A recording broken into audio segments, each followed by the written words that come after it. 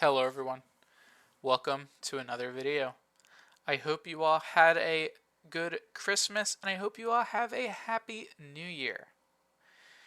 In this video, we're going to be taking a look at Altered TCG, a new card game coming out in 2024, as you can see here from their website. They have a Kickstarter starting on January 30th, as well as I believe the game comes out around the summertime. I might have been the end of summer, but I'm not sure, so don't quote me on that. But this Kickstarter date is on their website, so I assume that is the actual starting date. Alter TCG is a game I've been playing a lot with some of my friends, waiting in between fab rounds when, our gaming's fast and there's a Dromai mirror that's going to go to time. Altered TCG is a pretty fast game that you can play with your friend. I think it's pretty easy to pick up. I play a lot of card games, so I find myself picking up things pretty easily, but I know a lot of other people can't really learn things that fast, but I think Altered is super simple and it's really easy to learn. So it's something that I think most people will be able to pick up and play. Looking a little more at their website, they talk about the game and such. Later in the video, I will bring up Tabletop Simulator and show you a bit of the cards more in depth, but I think they're doing a lot of things pretty neat. They got stuff about the world and the gameplay. They got their scanning cards system, which I will talk about, and also something similar, printing cards on demand and upgrading cards to foils. So we'll go through each four of these a little in depth. I'm not going to click on anything here. We're just going to look at these on their website. So they have a tab here about the gameplay. In a vibrant and colorful world, choose a faction and lead an expedition into the unknown. Altered stands out with its victory system focused on a frantic race through mysterious environments, a reserve zone doubling cards utility, and a fast-paced gameplay that encourages meaningful choices. Enter this captivating, dreamlike, and colorful world that sublimates our emotions. So, what does that mean? Well, Altered is a game that you have two ends of the main line, which I'll show you when I go over to the gameplay, but you have a hero zone and a companion zone.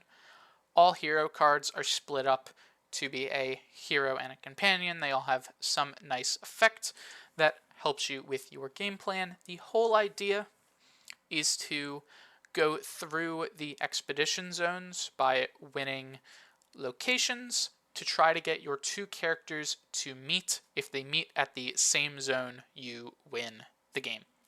This is a card game that has very little combat. There are ways to interact with your opponent, don't get me wrong.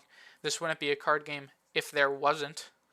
But unlike some other card games, there's very little actual fighting. It's a lot of just characters that give you stats, and then if you have more stats, you get to move to the next expedition zone.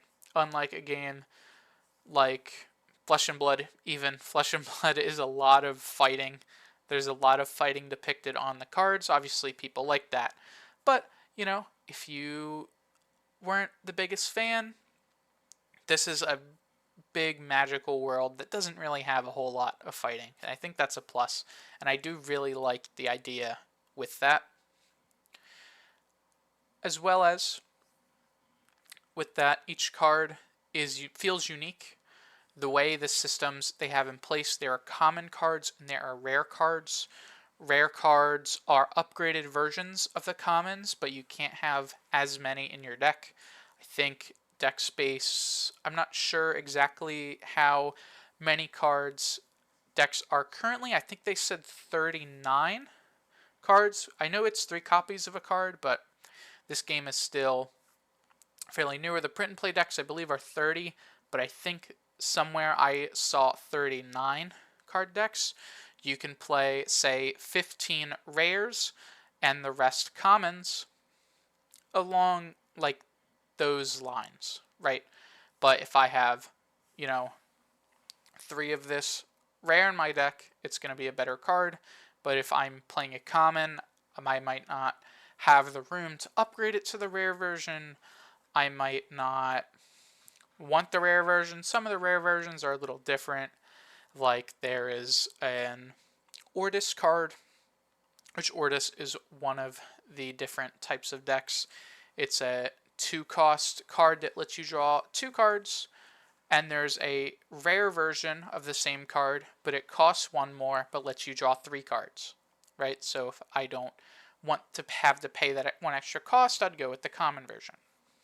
Something like that. Some cards will just be better than the common ones, but there will still be some of those choices.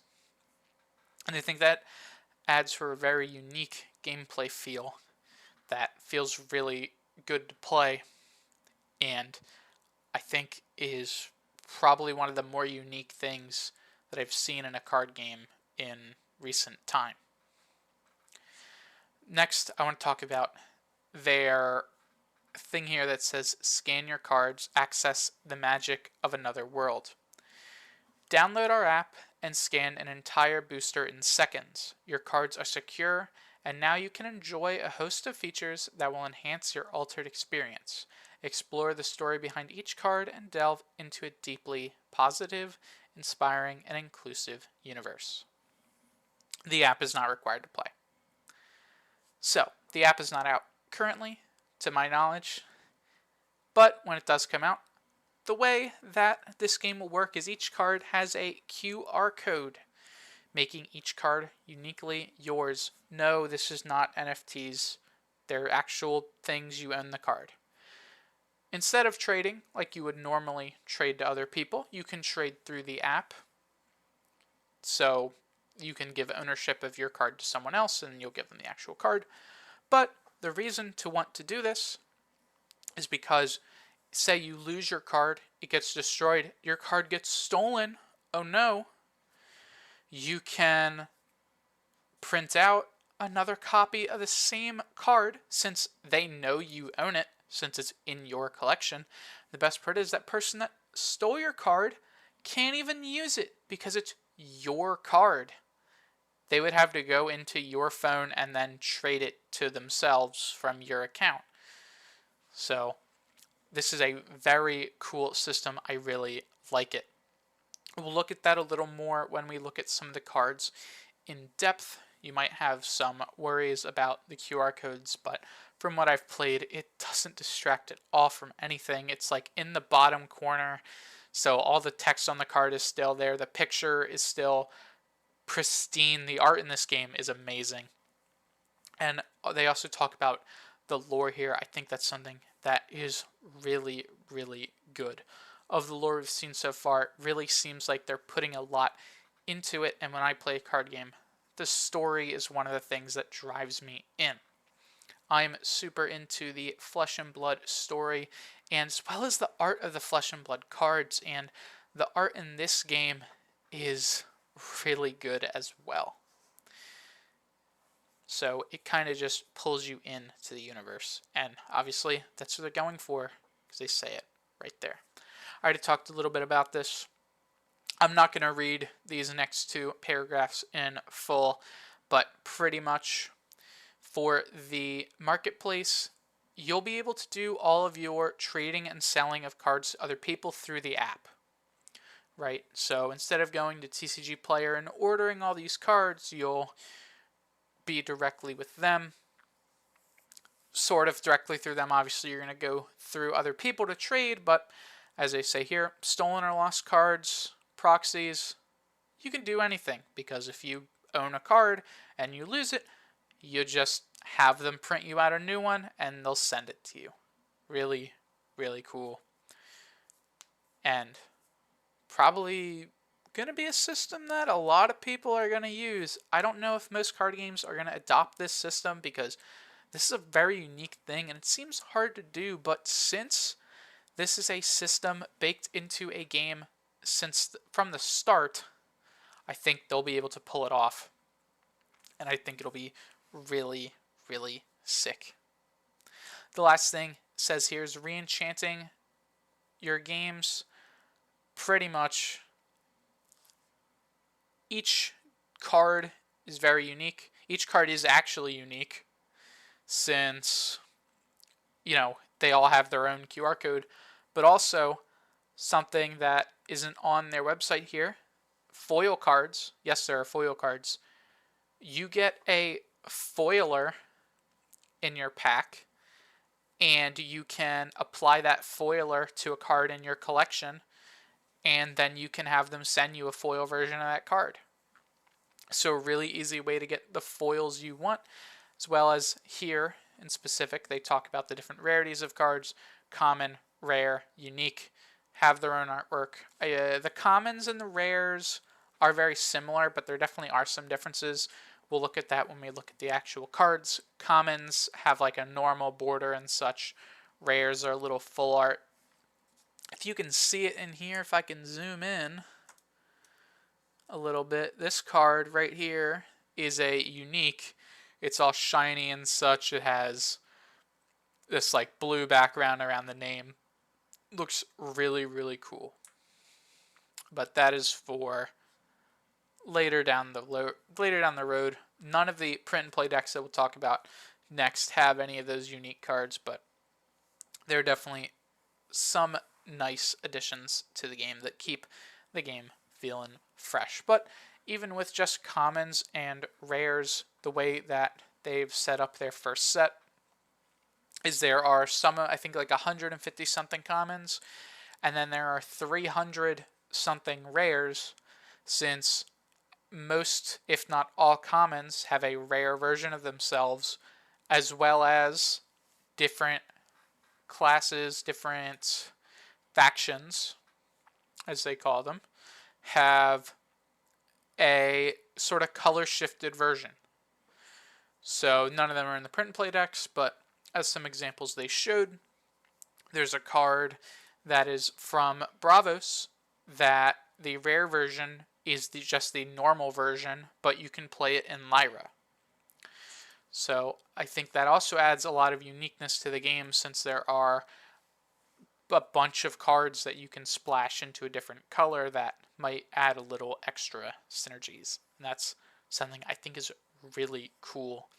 So their base core is already there. They have, the way their cards are going to be set up, the way to get more cards through packs, or if you lose something, you can get them through their own marketplace on their app. You can save cards through the app, and the gameplay is pretty nice.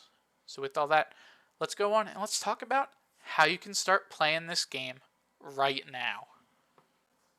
So once you log in, which I've made my account, and I don't believe it pops up if you haven't, but just make an account, it's free. You can click on this print and play link right here, and that will show you to this print and play section. These are obviously demo cards, since they could change stuff. The game isn't out yet currently. And there's obviously the rules here, which you should definitely read, because they're the rules of how you play the game, and we're not going to be going into that as much in this video. Obviously, I'll end up talking about it a little bit when I show you some of the cards, but the rules, you should definitely read them. The main reason why I wanted to show you this page was because of the factions. Each of these 6 factions have a deck that you can download and then print out the pictures of to play with. These are 30 card decks. They have, I think, 3 rares and like 27 commons or something. But these decks will give you the baseline of the faction and give you the baseline of how to play the game, because all of them are really simple, but all of them have a very nice, unique feel to them that make them very diverse, honestly. I was surprised how diverse these decks feel when I played them. So we're just going to do a quick run through of them and a quick run through of the faction and the deck. So starting up here up top with Axiom, these are a bunch of machines. This class, this faction is all about permanence. They have a lot of permanent synergies. The character for this deck, for the print and play, makes it so when you play a permanent, you can rest the character to make a statted token into one of the two locations. So you get a little boost from playing a permanent, and they have a bunch of cards that are about if you have two permanents in play, you get a bonus effect, and they just have a lot more permanents than other decks. Bravos is your just general big stuff deck. They have a lot of ramp, and they have a lot of big things. The print and play deck doesn't have the most ramp, but they also have a lot of really nice, just good statted cards. Think just green. If you're a Magic player, think of this as green, good stats for their cost, decent effects, and some pretty good ramp.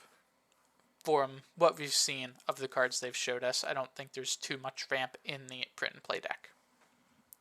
The character here, what they do is the way the game works is each turn, if you played Runeterra, you get the attack token. Each turn, one player gets a token that makes them have the first action. If you have that first action, you get this cat here into your companion zone. So obviously, as I said before, character and companion, this is the character, this is the companion. And then for Axiom, she's the character, and this robot's the companion. I'm not going to be showing that for all of them, but that's what each character is. Lyra is all about luck. Think rolling dice. I think right now all they have is rolling dice, but it's all about chance. They have a bunch of cards that have you roll dice. They get different effects depending on what you roll. The character here has an effect that has you roll a die. If you roll a 6 or a 1, you get a unique effect. If you roll anything else, you get another effect. Personally, I don't want the luck, but this is one of the more popular decks because, I mean, rolling dice is fun. So this might be the deck for you if you like to do that. Muna is your increased stats deck. They're all about putting counters on things, either it be anchored or boost counters. That's kind of their whole deal. They also have a lot of other supportive effects. There are some cards that have card draw on them, and they're just like a very sticky stats deck. Unlike most of the other decks where after you play a card, it goes to reserve and then you have to play it again, Muna has an effect called Anchored, and some of the other factions have it as well, but they're the main supplier of it that keeps cards in play. So they want to put counters on things and then keep them in play longer. It's just sort of like a mid-rangey type deck.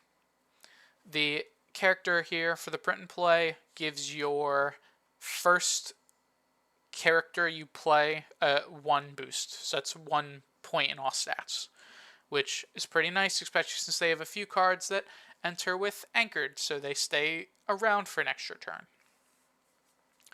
Ortis is your standard tokens deck. They want to put a lot of bodies on board. They're your standard go wide strategy. The main character here makes a 1 stat token in your hero location. So every turn you'll get a little bit of value there, and they have a bunch of cards that do stuff. If you have if you have at least 3 characters in play, draw a card, or they themselves have a permanent that makes a token every turn in your companion zone. So they're just all about that token and go wide strategy. And then finally, Izmir is the control deck. They want to slap down some interaction pieces. They have a few small stat things for the early game, but towards the mid game, I think the only class with like a real removal spell, which all the other classes have this like Moto spell that we'll take a look at some of the cards as I keep saying, but this is the one real deck that has that actual potential to interact with your opponent. Obviously, the other decks can do so as well, but this one truly has that interaction. Think like blue if you're a Magic player. So I think that's really cool. This one's my personal favorite, to be honest with you. And the character here, their ability is if you have that token that makes you go first, the ability costs 2 less, and you can pay 2. So if you have the token, it's free. And tap them to pretty much skip your action. So you can have your opponent go first, which, when you want to be the interactive deck, going second is really nice. So this one's my personal favorite, but I think for each person there's a deck that you can play in this print and play and find that you like a lot. Another deck I like a lot, I really like Axiom. That permanents get a boost idea here I think is really nice. One of my friends really likes Lyra because you have that dice roll randomness, and some of the effects can be insane if you roll high. Moonit as well I think is pretty cool, just giving you that extra power on your cards to let you get a bunch of stats in play and you can keep them in play. So obviously, print these out, play with your friends. This is a really easy game to learn. Again, I'm not going to be talking about the rules all too much, but super easy to learn. You can teach someone in like 5 minutes, and from what I've seen of people play, after they play their first game, they're hooked. They want to play more. So this is definitely a game that I think a lot of people are definitely going to enjoy. With all that, let's go over to Tabletop Simulator so I can show you some of the cards a little more in depth. Finally, for this section on Tabletop, I just want to look at some of the cards and the way they look because I think they look amazing. I talked about the QR codes a little bit. They don't really take up much of the card, really just the bottom corner, and they don't distract from the art or the actual card text at all. They're separated with their own border. They're even in a different color so they don't blend perfectly with the actual effect box, which I think if they did, that would kind of distract you. Obviously, these cards aren't the final versions, but I think the templating will stay pretty similar. Let me grab a rare to show you. I'll use Dorothy as an example. The rare versions of cards have a different art. They have different effects. They have different costs. Anything can change on the rare version of a card. But I just want to show you this. We can take a look at some of the specifics of the cards. So this version on the right is the common version. It has a hand cost of 5, reserve cost of 3. It has the 3 different stats. Dorothy has a little more green than she does of the other 2. She has her effect from hand. The rare version has the effect played from anywhere, the same stats, but costs a little more if played from reserved. So as you can see, these cards are different even though they're the same card. I talked about this a little earlier, but the rare versions of cards are different than the common versions of cards. So it adds a lot more design for deck builders when you look at, okay, well, I want this card, right, Dorothy. say the rare space doesn't matter. I have the space for the extra rare. Do I want a effect that I care more about played from my hand, but I don't really want it so much if I play it from my reserve? Or do I want or do I have the thinking of, if I'm playing this card, I want the effect, so you're going to play the rare version. Some nice deck building options I think are really cool. I think some of the other decks here have that similar thing. I'm not sure exactly which ones, but I just knew this one as the example. But the way the cards are designed, they're very different. Even the common and rare version, even though these are the same card. So I think that adds definitely a bit. Let's take a look at a spell. This deck also has a rare spell. Let me get the normal Banishing Portal. Or Banishing Gate. So this normal Banishing Gate costs 4. It has fleeting, so it won't go to reserves. And it gets rid of something. Pretty cool. But this other Banishing Gate, this rare Banishing Gate, it costs more from your reserves. You may think, why does it cost more from your reserves? Because it'll actually go to your reserves. One of the classes has a mechanic called Resupply. Actually, 2 of them do.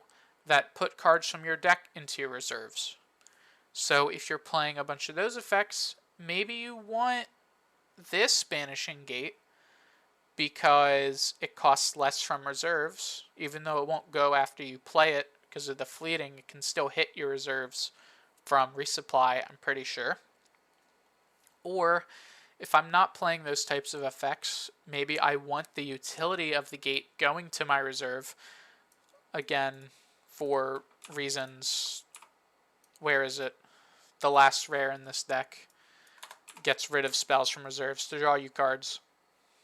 So you might want your spell to go to your reserves. But if I'm not playing that effect, maybe I want just this Banishing Gate, because I don't need it to go to my reserves to get the bonus utility out of it or to play it again. So it's really a decision you got to make when deck building. I think that adds a lot to the game with that different deck building. Like I said, with the Dorothy's, why are they stuck? That was weird. But with these cards, you just get a lot of different strategies with them, and even though these are just the same card, just a different rarity, and I think that is really cool. And these are just the print and play decks, right?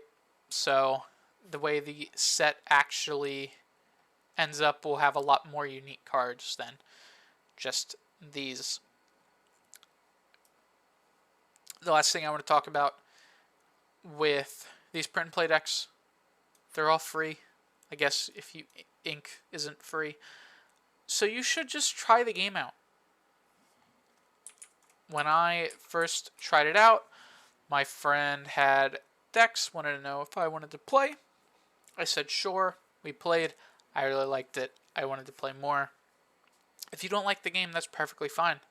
You didn't spend anything. You just printed cards out. And of course there are 6 different decks to try.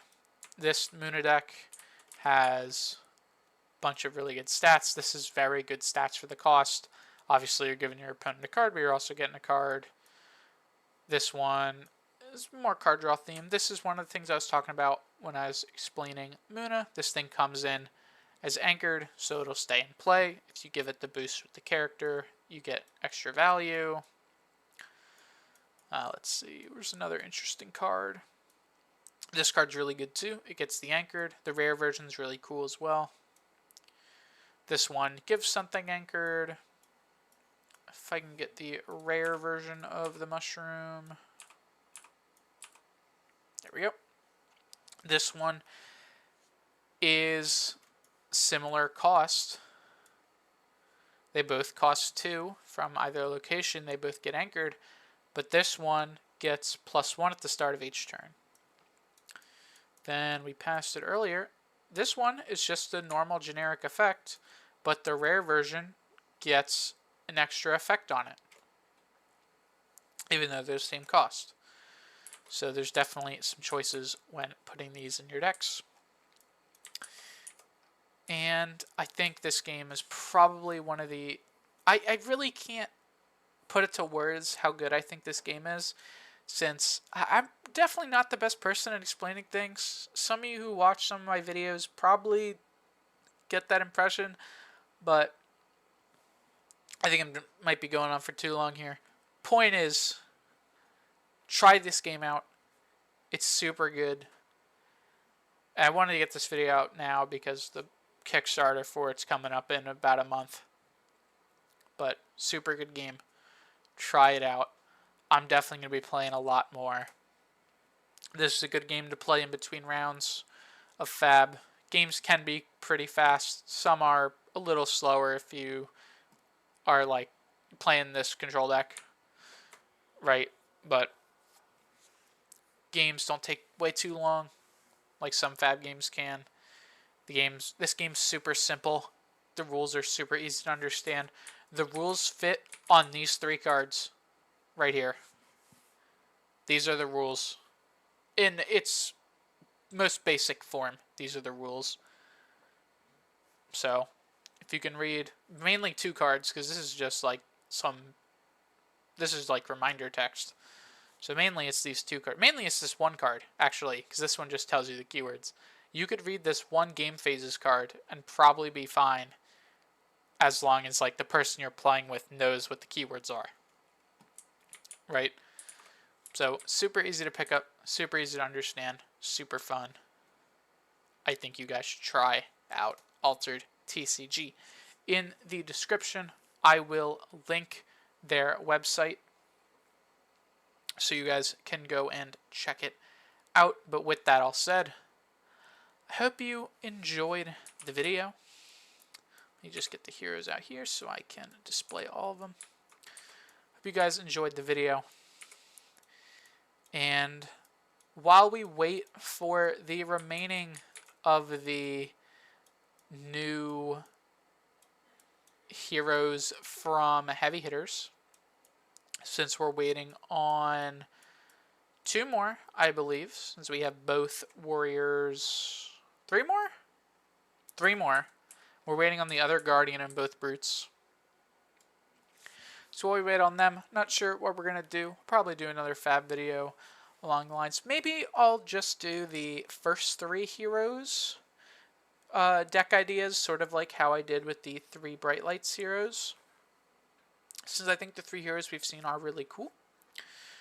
But we'll have to wait and see, because I think what James White said, the first Brute's coming out Wednesday, so the day before this goes up, we'll have the Brute. So, I don't know. I'll have to decide. But for now, I hope you all liked the video. I hope you all go check out Altered TCG, because it is very cool. This video was not sponsored, by the way. Not sponsored video. I just really like the game, and I think you guys should try it out. So, I will see you all in the next one. I hope you all had a good Christmas and have a good New Year's. Goodbye.